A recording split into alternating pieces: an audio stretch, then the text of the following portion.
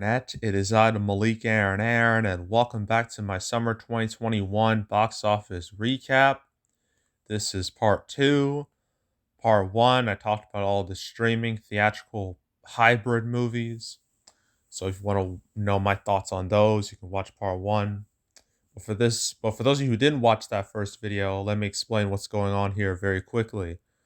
You see, instead of doing like winners and losers like I usually do, I decided to take a more interesting approach and talk about this war between theatrical and streaming, because the debate between it has only intensified this summer. Many people wondering, oh, which one's more profitable, which one's more successful, really. So I thought we would talk about that and that whole debate. And now we talk about all the theatrical only movies. So let's get started. So in early May, I'm going to be honest, it's not interesting at all. So we're going to go through these rather quickly. So first we got Here Today, a movie nobody knew existed. It made like less than $3 million. Like, who cares? Like, you didn't think it would be successful. I didn't think it would be successful. And lo and behold, it wasn't successful. So there's literally nothing else to say about it. Let's move on. All right, next up is a little more interesting. Wrath of Man. Now, although its gross looks low, in actuality, this gross is actually better than you think it is. Because for a Jason Statham movie, when he's not in a Fast and Furious or The Meg or Spy, like when he's in this like very niche action movies, this is about average for him. By his niche action movies, I'm usually talking about the Transporter movies or the Crank movies or some other uh mid to low budget movies he's made in like the past 2 decades. Yeah, this did about on par with those. So it did make pre-pandemic what the hell is that? Pre-pandemic money for its particular genre, and even for R-rated action movies, it didn't do too bad. It's actually one of the better performing ones, and it did even better overseas. So I can't really call it a bomb. I mean, it's not an overwhelming success, but it's not a bomb either. So I'd consider it a relative victory. And this was the first weekend in like many, many years where a Marvel movie wasn't on top of like the first weekend of May. I think the last time that happened was like 2006. Like, geez. Well, I could say 2020, but that year is automatically disqualified for obvious reasons. So yeah, next week of May, it's also extremely uninteresting. We got Finding You, a movie that didn't belong in theaters. It should have gone to Netflix. It only made like 3 million total. Like, what was the point? So yeah, let's move on from that. Then we got Profile, which did even worse. It made less than $2 million. I always thought this movie was kind of weird because the whole plot of a journalist, and she's like in a Skype call with this terrorist guy, and then she slowly like has feelings for him and falls in love with him. I thought that was strange. I thought that was a turn off, and yeah, it's clear nobody wanted to see it.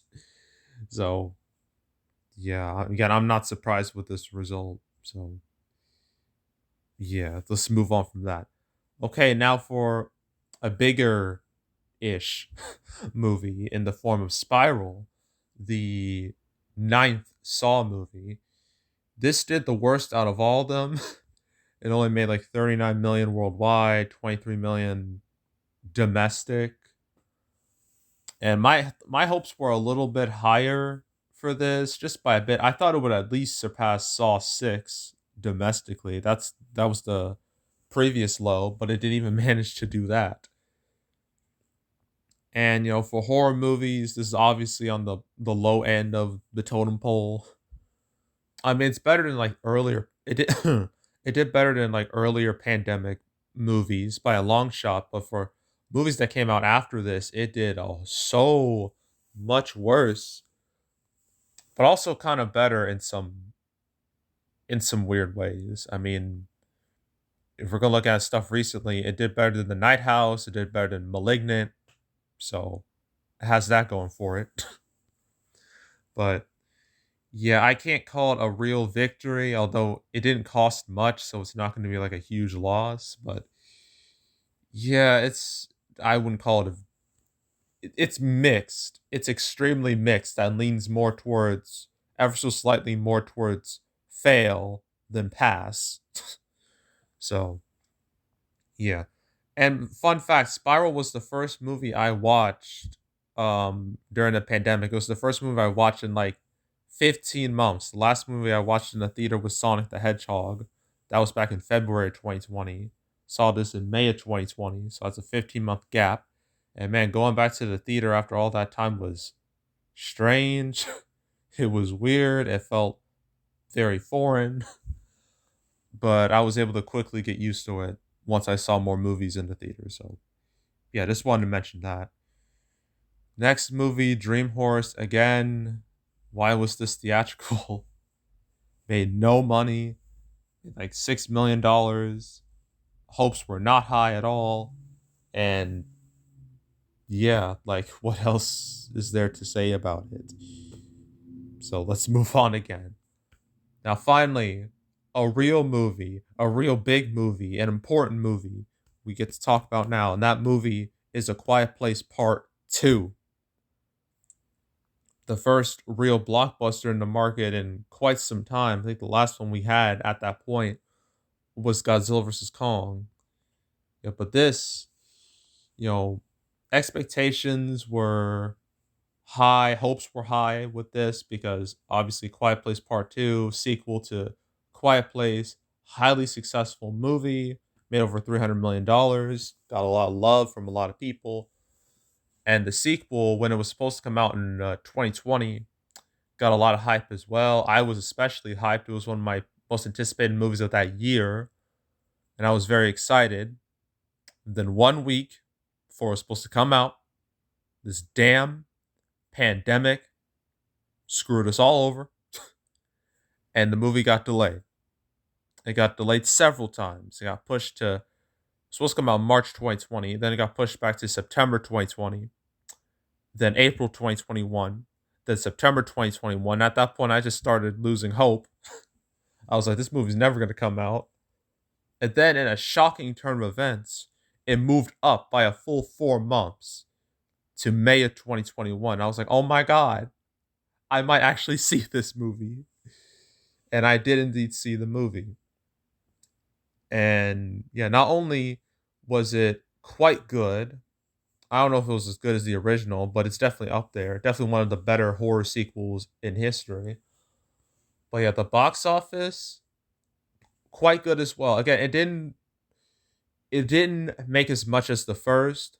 That would be very unfair because the first movie didn't have to deal with any of this pandemic nonsense.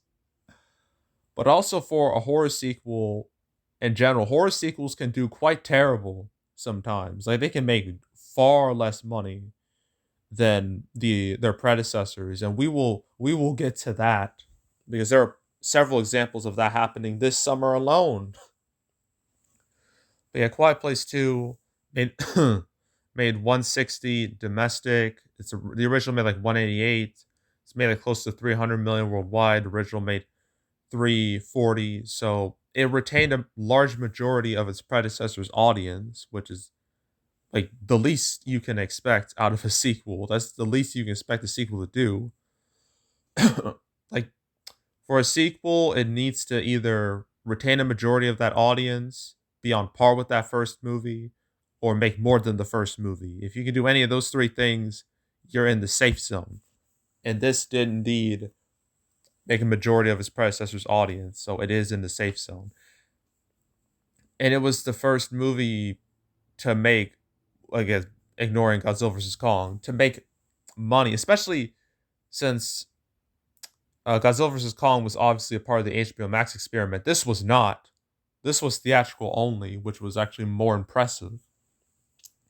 And it proved without a shadow of a doubt that the movie going experience was not dead, not by a long shot.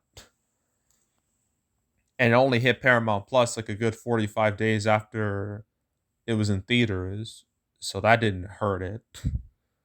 And yeah, Quiet Place 2, in my eyes, it's an undisputed success. Like no doubt about it, especially considering its budget was 61 million. So it made profit. And we are going to get another Quiet Place movie. I don't think it's Quiet Place 3. I think it's something else related to Quiet Place. But yeah, Quiet Place 2, undisputed success in my book, especially considering the circumstances. So that was May. Now we get to June. Spirit Untamed. My expectations were rock bottom. Nobody was looking forward to this movie because this movie was based on a Netflix show that was based off of a DreamWorks movie, like a very obscure DreamWorks movie in the grand scheme of things. It didn't have like the same amount of clout as, say, a Shrek or a Kung Fu Panda or How to Train Your Dragon or anything like that, or Madagascar.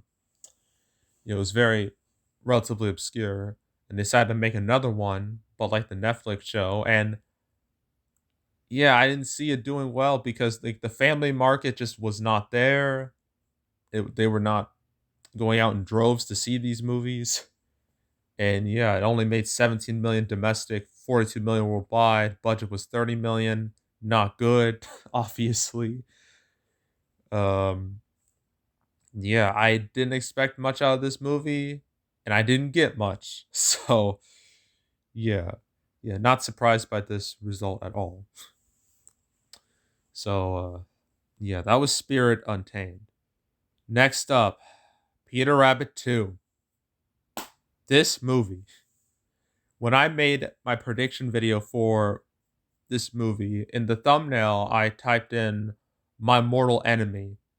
I bet some people who saw that thumbnail were probably a bit confused by that. Well, let me explain why I made that the thumbnail. This movie has been the bane of my existence since I started the Cancel series way back last March. Because I've talked about this movie so many times. It is absolutely ridiculous. It's absurd. It drove me mad because it changed its release date so much, even before the pandemic. It was supposed to come out like in February 2020. Then it was supposed to come out April 2020. That was when everyone assumed it would come out. But it turned out to be one of the first movies to see the writing on the wall when it came to the pandemic and move away. Then it got moved to August of 2020, then January of 2021, then I believe May of 2021, then July, then June. I'm probably missing some. It doesn't matter. It changed like 10 times, close to 10 times. And it made me so irritated that I never wanted to talk about the movie ever again. But now, obviously, I'm talking about it again. And overall, its box office wasn't great at all. This movie was saved by the overseas market because domestic was terrible.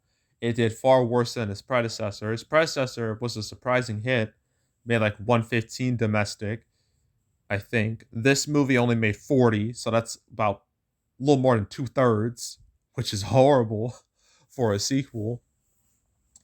And its overall worldwide total was like 150, way worse than the first, which was like 350. So, from a sequel standpoint, it's a disaster, but for its own merits, it only cost $45 million, so it didn't lose money. But you don't expect a Peter Rabbit 3. I hope it doesn't exist, because I never want to talk about Peter Rabbit ever again. Because it's giving me flashbacks to all the times I had to mention it repeatedly and how I just slowly became more insane. But yeah, Peter Rabbit 2, goodbye, die in a ditch. I never want to speak of you ever again. Okay, so that was Peter Rabbit 2. Next up, Hitman's Wife's Bodyguard. Yeah, this is another sequel that was delayed quite a bit from its original run, or its original date. And it didn't do great, just like Peter Rabbit 2.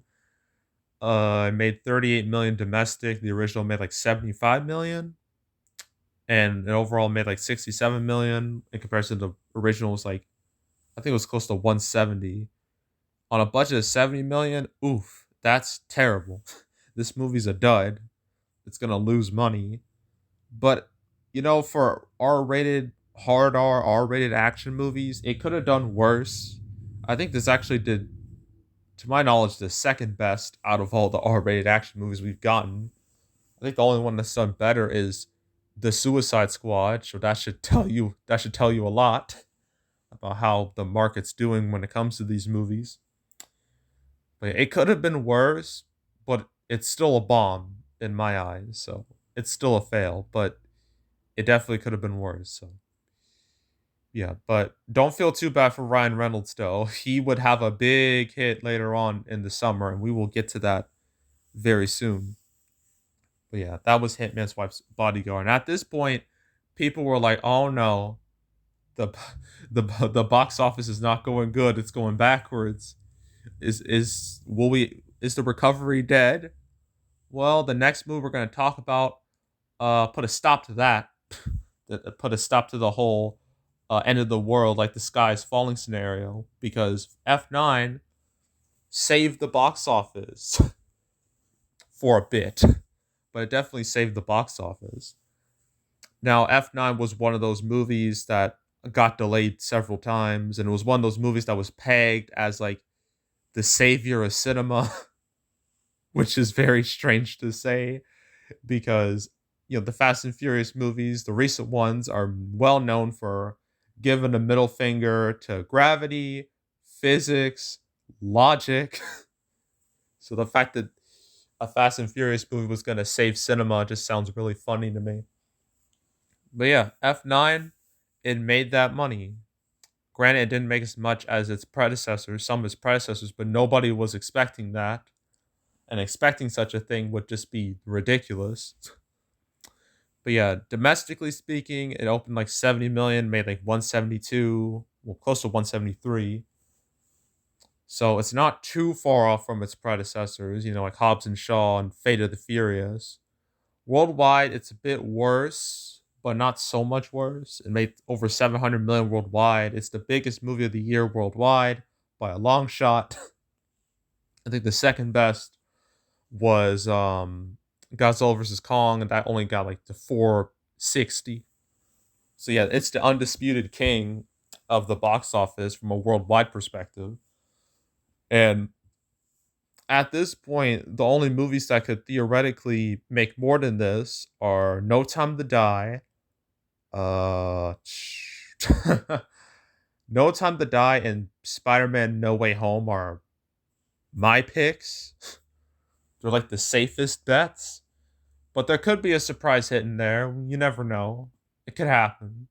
But yeah, those two are like the only movies that have a real chance at dethroning F9 to be the biggest movie of the year from a worldwide perspective. And with this movie, I remember like it was back in May, the whole John Cena Taiwan debacle. I was worried it was gonna affect its domestic run, but that didn't seem to be the case. So that was just one of those examples of controversy just doing nothing to a movie, because sometimes controversy can work in weird ways. Sometimes it can hurt a movie, sometimes it can help a movie, and sometimes it does jack all. It doesn't do anything. And this is one of those cases where it didn't do anything because the movie was still a hit. So I just wanted to mention that real quick.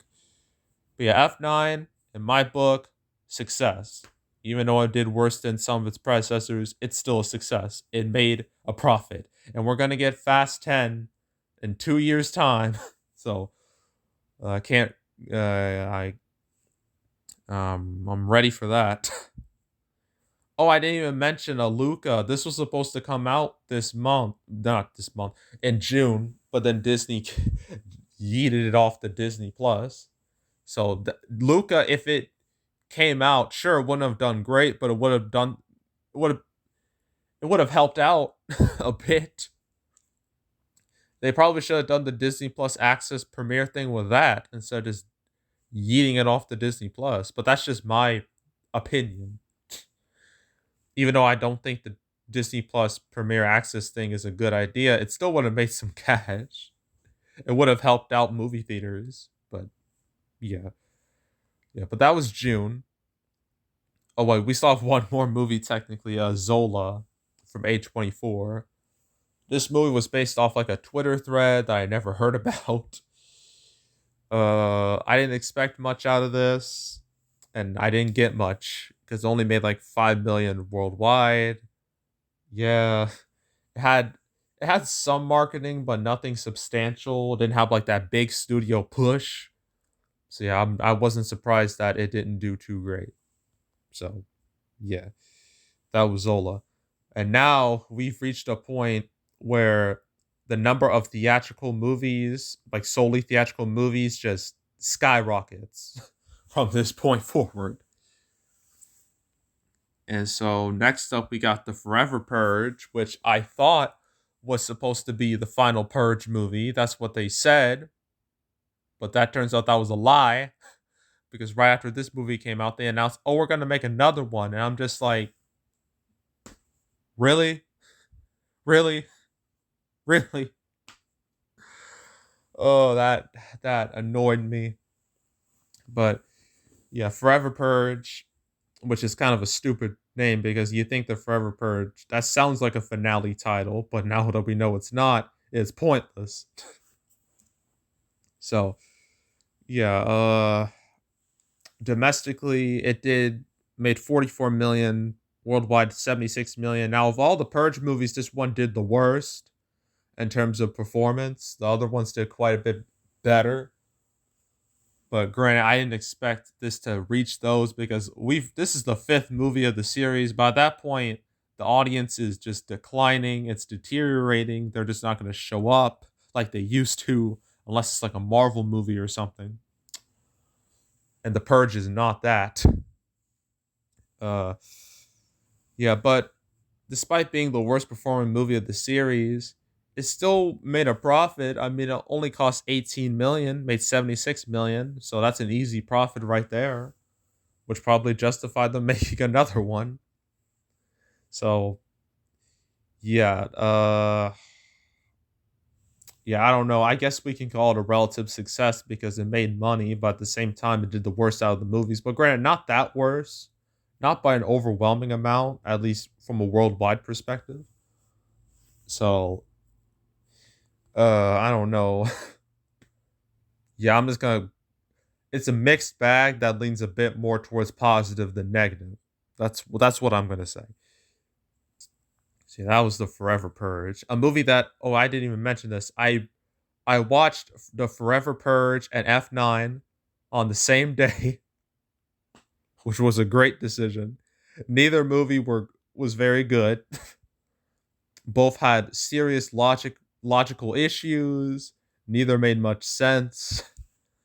But they were still relatively entertaining, I would say. I didn't hate myself watching it, but at the same time, I wouldn't watch either movie ever again. So, yeah. And there's also, oh yeah, I already covered Summer of Soul with the streaming movies because that was like on Hulu. Can't cover Black Widow because that was Disney Plus. Now we can cover Escape Room 2, Tournament of Champions, a sequel that nobody asked for. I mean, the original Escape Room back in 2019, it came out during like the dump month that was January, and it did better than anyone expected. It opened like 18 million, had surprisingly strong legs, made 57 million domestic, like well over 100 million worldwide. I think it was like about one over 150 on a budget of like 9 million. So obviously a sequel is a no brainer. But for this movie, giving it the summer treatment just felt weird to me. And its box office was not good. In fact, looking at its box office, it made like 25 million domestic, 51 million worldwide. Its worldwide box office was worse than its predecessor's domestic total. That's right. Its predecessor made more in the States than the sequel made all over the world. That's horrible. That's just downright terrible. But Now, it obviously did much worse, but to its credit, it still made a bit of a profit. It cost 15 million, made 51 million, so that you can't call that a loss. But at the same time, it did so much worse than its predecessor, and that's actually a running theme for the summer. Sequels not performing on par with their predecessors, either because of franchise fatigue, or the pandemic, or the fact that nobody wanted to see these movies. But Escape Room 2, yeah, from like a horror sequel perspective, it did worse than usual. So I can't call it a victory, but I can't call it a loss either. So it's mixed, but because it made a bit of a profit, it's gonna lean more towards the ever so slightly more towards the positive than the negative. So yeah, that's Escape Room 2. Why did it happen? And I don't even get the title of the movie, Tournament of Champions. Just call it Escape Room 2. What's so hard about that? There was also this documentary, Roadrunner. I think it got in a bit of controversy. I forgot what the controversy was, but it was kind of scummy when you think about it. But it made like $5 million, which for documentary standards isn't too bad, but I didn't cover it because I just didn't care. So, yeah, let's move on from that.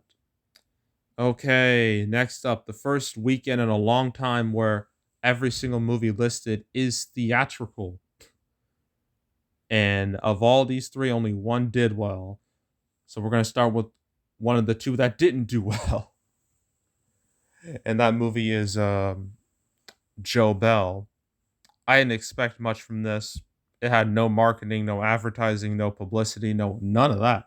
And it didn't even live up to my low, low, low expectations because it just did. It did horrific. It only made 1.4 million domestic, barely more than $1 million, which is even for any era, it's terrible, beyond terrible.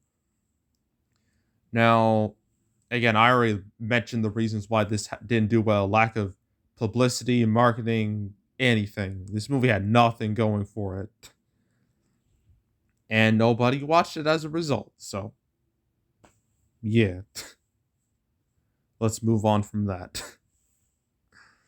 Oh god. Next up, Old, the latest M Night Shyamalan joint, the latest twist fest from Shyamalan.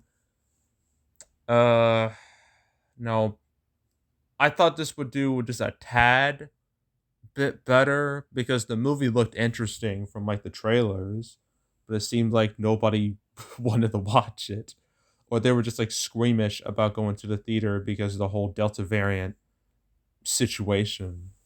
Because that was just starting to like intensify in the states. It was starting to heat up. But yeah, Old, it made like 48 million domestic, 90 million worldwide. Now for Shyamalan standards, this is pretty bad. It's actually one of his worst performing movies. I think the only one that did worse was Lady in the Water back in 2006. Although with inflation, it probably did better than this. But still, for this movie, it was cheap. I think it only cost around 15 to 20 million to make on a budget, and it made that's his budget, and it made 90 million total. So there's no way that's a loss. No way that's a bomb. So it was profitable, even though it didn't reach Shyamalan's other movies when it comes to success. But it still did good. Still did okay. Even for like horror movies in this day and age, it did pretty well for itself. So yeah, I would consider this a relative win. Although this didn't perform par with Shyamalan's other movies, it still made a decent amount of cash at the end of the day. So yeah. Now, now time to talk about a big old bomb. Snake Eyes, G.I. Joe, Origins. A movie that I knew was a red flag. I knew his title was a red flag out of the gate because the title reminded me directly of X-Men Origins Wolverine, and I don't need to tell you how that movie turned out.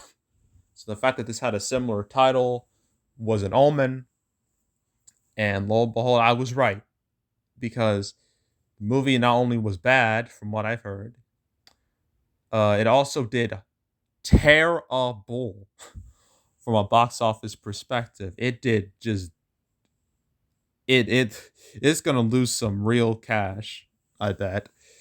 So Snake Eyes, G.I. Joe Origins. I thought this would make like 50 million domestic. Like that's the least I was expecting. Which even then would have been bad. I mean, like the previous two G.I. Joe movies, which not only weren't very good, but also, I mean, they did okay, but they weren't like the successes that Paramount thought they would be. I mean, the first G.I. Joe movie in 2009, Rise of Cobra, did like 150 domestic. Its sequel did 120 domestic. I thought this would do at least half of as much as those, but no, no.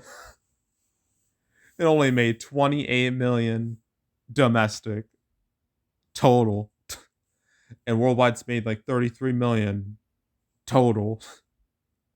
That's less. That's less than what the previous two GI Joe movies opened with in America. The first one opened with like 54 million. The second opened with like 40 million. This didn't even reach that worldwide. And on a budget of 88 million too, which was less expensive than the other ones, but still, that's terrible. That's an undisputed bomb. It is no doubt one of the biggest fails of the entire summer, just looking at the budget and the box office. So, yeah, with this, I think this is the end of the G.I. Joe movies. I think this is the end of Henry Golding's career as a leading man. And pretty much anyone surrounding this movie is going to be toxic for a little bit. Nobody should touch them. And I didn't even mention this. This movie, what I found out about it is that this movie spoiled both the ending and the post-credit scene in the trailers. Yeah, this movie did one of the worst things you could possibly do. One of the stupidest things you could possibly do, and that's spoil. Okay, it's bad enough it spoiled the ending, or it spoiled like a big moment. So it gave me Terminator Genesis vibes, how that movie spoiled, John being a Terminator and whatnot. But this committed an even bigger sin by spoiling the post-credit scene. Probably because they wanted to make the trailer more interesting because they knew they had a dud on their hands. So, yeah, just it's so fucking stupid. I can't even fathom. I can't even process it. And oh yeah, I didn't even mention how this Snake Eyes movie, it didn't feel like Snake Eyes at all. It felt like Snake Eyes in name only. So that was obviously going to be a turnoff for any G.I. Joe fan. But yeah, this movie was doomed from the get-go. And even with my relatively low expectations, it did far worse than that. So, Snake Eyes, you're a failure. No one will ever watch you. And yeah, that's it for that. Oh god. What a train wreck that movie was. Okay, final week of July. We got two theatrical movies to talk about. We already talked about Jungle Cruise with streaming and whatnot. So Green Knight, an A24 joint. It was one of those movies that I was very excited about because it felt like a movie that would piss mainstream audiences off, but it would please us, movie lovers out there. And then A24 had they made a history out of this with movies like The Witch, It Comes at Night, Hereditary, Midsommar, even Uncut Gems. And this felt like it was in the same boat. So I was very excited to see it. And I did see it, and I thought it was very good, although I can tell you right off the bat, this movie is not everybody's cup of tea. It's slow paced.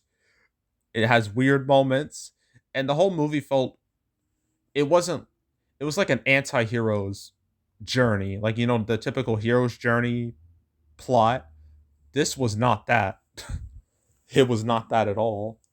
So, yeah, I knew this movie would be a bit of a turn off for some people, but I still loved it though. One of my favorite movies of the year. But anywho, yeah, box office wise, it did better than I anticipated. It made like 17 million domestic. I thought it would do a bit worse than that. So I'm happy to be proven wrong. and now it's on um pretty much anywhere you can rent a movie, so like on PVOD and whatnot. I'm hoping it gets more of an audience because I think it's quite good. It's very stylish and pretty. Although again, that slow pace is going to be a turnoff. But I still suggest you give it a watch. You give it a watch, at least one watch, please, because I think it's really good. Although again, if you're a fan of like high, fast paced movies, this is not for you, not at all.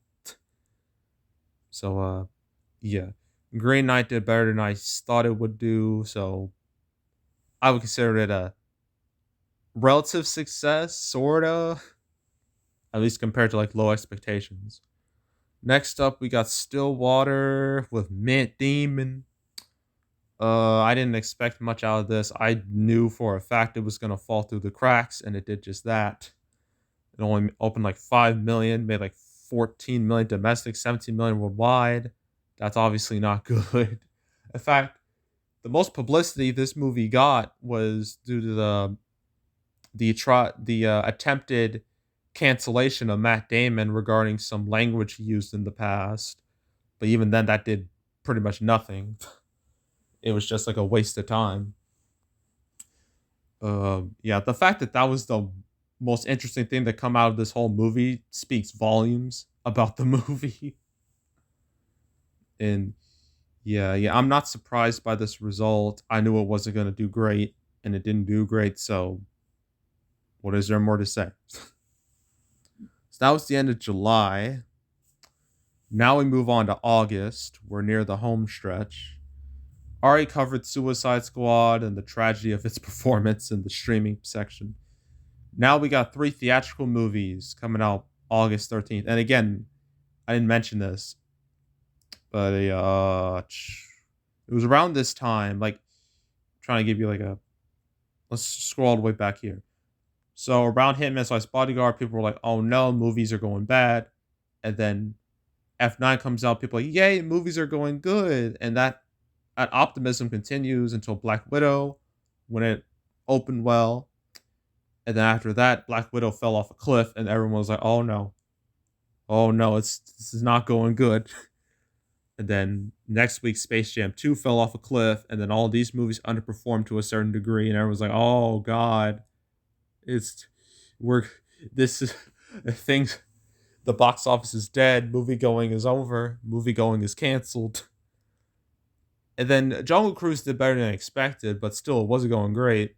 And then the Suicide Squad, things just got worse when it came to the narrative. And so expectations weren't high for our next set of movies here. Don't Breathe 2, Free Guy, and Respect. So we're gonna go over through the three of these movies. So first, Don't Breathe 2. A sequel that honestly shouldn't have existed because the first movie I felt, I love the first movie too. I felt like it had like a beginning, middle, and end. It didn't set up anything for like a sequel or anything else. And the fact that for the sequel they got like the blind old man, like the antagonist of the first movie, they gave him the Terminator 2 treatment where they turned the antagonist into the protagonist. And I don't know if that was a good idea because if you remember the first movie, this dude did some fucked up shit. So fucked up that it'd be impossible to root for him. And not only that, this movie gave me strong, hardcore Logan vibes with the relationship between him and like the young child, like he's basically fathering. But yeah, and overall, I watched the movie. It was just weird. It was strange. I didn't like it all that much. I mean, it had its good moments, but yeah, it was strange. But enough about that. Let's talk about its box office. It didn't do well, at least compared to its predecessor. Again, just like Escape Room 2, and really more like Escape Room 2 than Forever Purge, because Don't Breathe 2, it only made like 31 million domestics, 46 million worldwide. Compared to his predecessor made 89 million alone in the States and like close to 160 worldwide. So this made less than a third of that. So yikes. But again, this movie was cheap. Only cost 15 million. So again, it can't be a bomb, but at the same time, when compared to its predecessor, it's an absolute disappointment. But you know, yeah, I'm gonna put in the same category as Escape Room 2, where it's not a loss, it's mixed, but it leans a bit more towards that negative side because of how poorly it did in comparison to its predecessor. But it wasn't a flop, so a total flop. But yeah. Yeah, it was a weird movie. Now Free Guy. Oh man, Free Guy. What a story. This movie is quite the tale. Uh this movie was supposed to come out last year. It was one of my most anticipated movies of last year because I thought it looked really interesting. I thought it looked like almost like a Grand Theft. I kind of called it a video game movie from the perspective of an NPC, and I thought that was kind of interesting. Then it got delayed a bunch of times, and it came out in August. Hopes were not high. My hopes were definitely not high, especially with what happened with the Suicide Squad. I intentionally lowered my expectations. I thought it would only open to like 15 to 20 million and make like 50 million total. That was my prediction. That's what I thought was going to happen. And then something amazing happened. So its reviews turned out to be like stellar, the type that will convince anyone to watch a movie. The marketing was relatively strong. Disney, even though this was technically a Fox movie, they still pushed it hard because they knew they had something good on their hands. So they pushed it hard. Then it came out and opened with 28 million. I was like, oh wow, that's great. But still, I don't know about its legs though, because we've seen time and time again throughout the summer that a movie can open well, but then it just plummets into oblivion right afterwards. So I wasn't like too high on its legs. And then even stranger, its legs have been phenomenal. I mean, look at these weekend numbers: 35%, 29%, 32%, 37%, 9%, 19%. Like, this never happens. It didn't happen in the pandemic era, the pre pandemic era. This rarely happens ever. You rarely have a movie that has legs as strong as this. And it's still like in the top five. It's actually in the top three for like 7 weekends in a row. And it made over 100 million domestic, which is something I never expected ever from this movie. Is one So it managed to reach the elite class alongside Quiet Place 2, F9, and Black. Yeah, those two when it comes to like theatrical only movies. So yeah, this movie, and I saw it too, and it was quite good. It was easy to understand why people, why its legs have been so good. It's a fun movie. It's easy to understand. It's simple to swallow. The concept is top notch. It's A tier, and people really love it. And so yeah, it's easy to see why it's done so well. And overseas, it's done even better. It's made over 300 million worldwide on a budget of like 100 million. So it's a success, undisputed success, no doubt in my mind. It's a success. It's a smash. And even for you know pre-pandemic standards, this performance wouldn't be too bad. But for pandemic standards, it's top tier, especially for like an original IP. So yeah, Free Guy, you're an undisputed success. You're an undisputed winner. Congratulations. And what was really weird is that month in August, everyone and their mother thought the Suicide Squad would be the big movie. And then a shocking turn of events, it was Free Guy. Came out of nowhere. Yeah, quite the success story. Quite the story for the year when it comes to box office. But yeah, so that was Free Guy. Now we get to Respect, the last movie that came out that weekend. My expectations were a little high, to be honest. I thought it would have decent legs because, as in like an older skewing movie, that older audience would help it have strong legs. But I was wrong. It only opened like 8 million, made like less than 24 million domestic. Terrible. Like less than 30 million domestic, again, terrible. Like his budget was like 55 million, so once again, terrible. And I really should have known better because that older audience that this movie was like banking on, it was the type of audience that was very squeamish. Like they did not want to go back to a movie theater. So I really should have saw that coming. But yeah, I thought, fans of Aretha Franklin would show up. And I thought, these these biographical music movies would do well because they have done well in the past. I mean, look at movies like Bohemian Rhapsody, Straight Outta Compton, Walk the Line, even Rocket Man did all right, and this did not perform on par with that. In fact, it performed more on par with Get On Up, the movie, starring the late great Chadwick Boseman, and was about James Brown. You think that movie would have done great, and it just bombed hard, despite being a really good movie. And the same thing happened to this. So, yeah, yeah. Maybe we'll find more of an audience on PVOD from that older demographic who just didn't want to pay to watch it in the cinema. But yeah, from my point of view, it's a bomb. So, sorry, but it's a flop. Can't dispute that. So yeah, that was August 13th. August 20th. This weekend was a blood bath, boy. I already talked about Paw Patrol being the only movie that did well. And I talked about the huge disaster that was Reminiscence in part one. So now we cover the other two movies that came out that weekend. First, The Night House. My expectations weren't high for this. With like the lack of marketing and whatnot, and also from what I've heard, it was one of those horror movies that would piss audiences off, at least mainstream type. So it was like A24, even though it wasn't.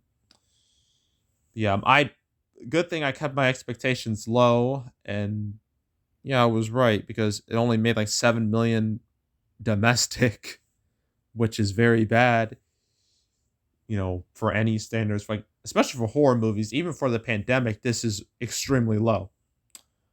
But again, my expectations were low out of the gate. I forgot exactly what I predicted. I think it was like 9 million. So I wasn't too far off. So, and it only made like 10 million worldwide, which doesn't make anything better.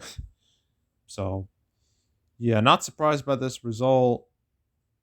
I heard it's quite good though. So maybe it'll have a second life in the Digiverse, kind of like what happened with the Empty Man.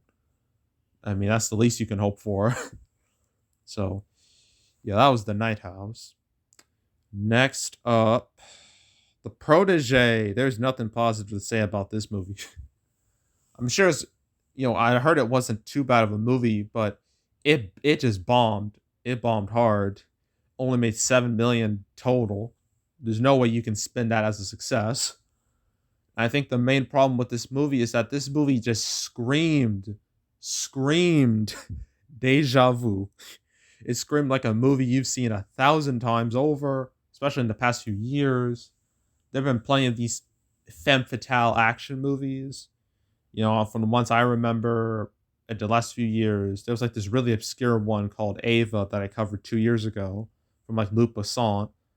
Cover that. There was also Atomic Blonde, a movie that I love, Red Sparrow, and then just the countless amount that came before then. There's so many of these like female action movies, from Underworld to Resident Evil to Ultraviolet, if you really want to go obscure, to Tomb Raider movies to even Black Widow.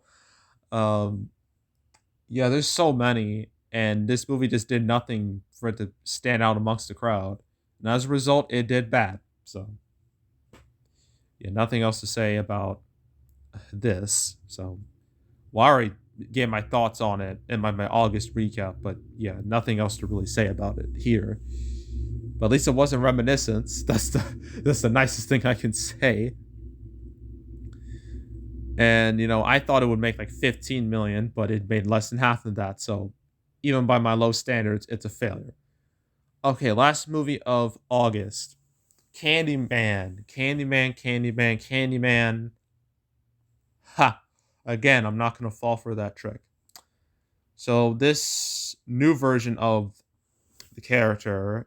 A movie that I thought would be a reboot, but it was actually a direct sequel, which I was like, okay. It was supposed to come out last year, didn't, obviously. It got delayed several times before coming to August.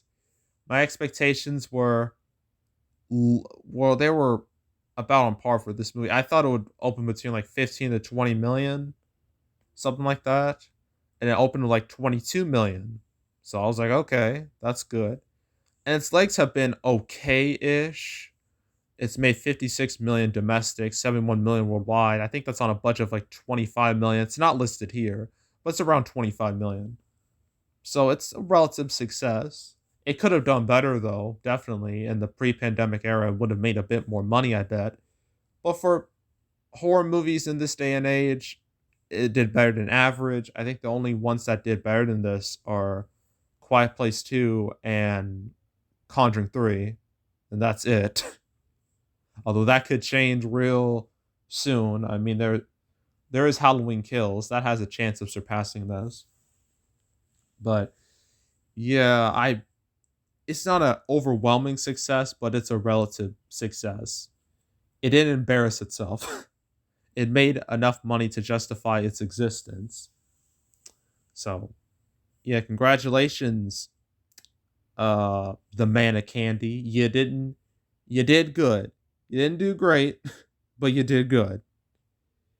And you ended the month on a relative high note. Because that month was just a whole roller coaster. A literal roller coaster. And then you think, oh, that's it for summer because it's August. Like, after August, it's over, right? No, not necessarily. Because the way the Hollywood summer works is it starts the first weekend of May and it ends on Labor Day weekend. And this year, Labor Day weekend was in September. So this is the real final movie of the summer, not Candyman. Instead, it was Shang-Chi and oh my. Oh, there's so much to talk about regarding Shang-Chi. It's kind of absurd. But yeah, that's explaining why we're covering a September movie. So Shang-Chi. Shang-Chi, Shang-Chi, Shang-Chi. Oh, wow. I don't even know what to say. Like, this isn't even like me being negative. This is just me kind of blown away. Because Shang-Chi destroyed every expectation possible to become the biggest movie of the year domestically and of the summer. Because at this point in time, okay, let's go through the whole history of this movie. So Shang-Chi got delayed a few times. It was always meant to come out in 2021 to be honest. That was the truth. It was always meant to come out this year. It just got delayed a few times. And in the lead up of its release, there are plenty of people who thought it would be a bomb, who thought it wouldn't do too well for like a variety of factors. Black Widow not doing too great, the fact that it's based off like a very obscure character, possible MCU fatigue, movie going just not being where it should be, all those various factors. I didn't want to jump on that bandwagon, but I mean, after Black Widow and the Suicide Squad, I was worried. But I didn't want to jump on the oh Shang-Chi's gonna bomb bandwagon. So I just was like, let's just see what happens. And then weird things started to happen. Its previews came out. It made 8.8 million in previews, which was quite good, especially for like September. And I was like, okay, all right, this is good, but where is it gonna go from here? And then opening day happened. Opened like 29 million opening day. I was like, oh wow, this is doing way better than I thought. Because I thought it would open with like 60 million something. Even before I made that prediction, I thought it would be like in the 50s or something. But yeah, this 29 million, good. And then things got stranger. It had good legs throughout the whole weekend. It opened like 75 million for the 3 day and 94 million for the 4 day, which wow. This is going getting nuts. And then its legs so far have been quite good for Marvel standards. Only dropped like 54%, which is better than average for the typical Marvel movie. And then only dropped into 30s after that. And now it's about to reach 200 million domestic. It'll be and then when it does, it's not if, it's a when. When it does, it will be the first movie in nearly 2 years to make 200 million domestic. The last one to do it was Bad Boys for Life. That was back in January of 2020, aka the calm before the storm days, or like the relative calm before the storm days. But yeah, Shang Chi and overseas, it hasn't done great at all, but it hasn't done terrible either. And so far, it's made 363 million worldwide. It's very, very close to surpassing Black Widow, which is a sentence I thought I would never say. And yeah, the fact that this movie, Shang-Chi, which was theatrical only, Black Widow had Disney Plus and theatrical to make its money. But this was solely theatrical. So the fact that a movie based off a C tier character, some would argue D, but I'm going to say C to be nice, a C tier character who had no mainstream exposure before this movie, the fact that this is going to make more than Black Widow is insane. It's absolutely nuts. And the fact that this is going to be the biggest movie of the year, at least up to this point, is even more crazy. More than F9, more than A Quiet Place 2. That's mental. And I guess it just proves without a shadow of a doubt that the MCU is not dead. And it will continue to keep on rolling, whether anyone wants it to or not. Because these movies make money. That much is clear. So, yeah. Like, what else is there to say about Shang-Chi? In my eyes, it's a glorified smash. And not to mention its budget is around 150, which is usual for an MCU movie. And I know some people say, oh, it didn't do on par with some of the other MCU movies. And there is some truth to that. But expecting this to perform on par with like some of the upper tier movies of the MCU, you have to be on bath salts to believe that was ever going to be a possibility. Because, again, this is a C tier character that had no mainstream exposure up to this point. And, from that logic, and also the fact that it beat Black Widow, a movie that had a character who was established for like 10 years, the fact that it was able to beat that, I think it's a success, no matter what anyone says. So, yeah. That was Shang-Chi. The last movie of the summer was the biggest movie of the summer. When has that ever happened? Probably never. Because usually the biggest movie of the summer comes out near the beginning, not at the end. So, yeah. And that's it. That was summer 2021 from the theatrical standpoint. So, looking at from like the bigger movies, it definitely did better than the stream movies because of the theatrical movies. 4 of them made 100 million domestic in comparison to 2 from the streaming era. Although the streaming era had more movies in that middle ground, like in the 80, 70, 60 million range in comparison to theatrical. Theatrical was filled with plenty of bombs, like movies that didn't even make $5 million. So, or not even 10 million. So, like, looking at the top, I'm going to say theatrical wins. But looking at the middle and the bottom, streaming wins. Just looking at it from a face value. So, yeah. And that's it. That's it for summer, man. It was a wild ride. I didn't think summer was going to happen at all at some point.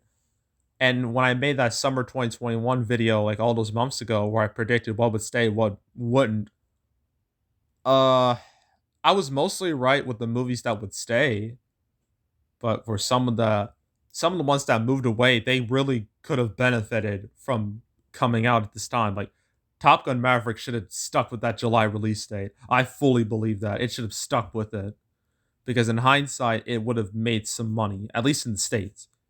But I know it's a worldwide movie. They want to do well worldwide. I get that, but still, that was a missed opportunity.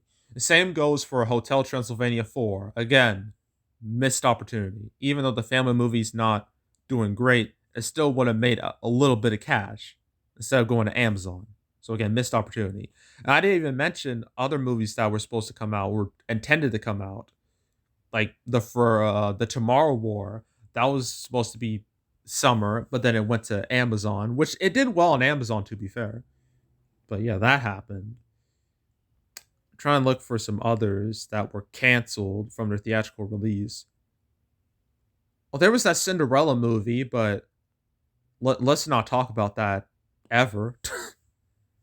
I never want to discuss that because that movie was a train wreck from what I've heard. Yeah, I already mentioned Luca. Yeah, what's there? Well, there was Vivo. I don't think that would have done well anyway. But that went to Netflix, so who cares? But yeah, I think that was it. I'm probably there's probably a bunch of movies that were supposed to come out in summer but didn't. But I can't think of them right now. But anywho, yeah, that is it. That is all. Make sure to subscribe, like this video, leave a comment, turn on notifications, share the whole drill. Want to check out more videos like this? I got playlists on the homepage of all previous recap videos I've done, from like the monthly ones to like the seasonal ones like this, or like the yearly one where I did with 2020. So, and like my next recap will come out, it'll be for September. That's going to be a very interesting one, a very one sided one, absurdly one sided. That will come out first week of October, around midweek. So expect to see that then. But if you want to watch any of the past recap videos I've done up to this point, you go right ahead.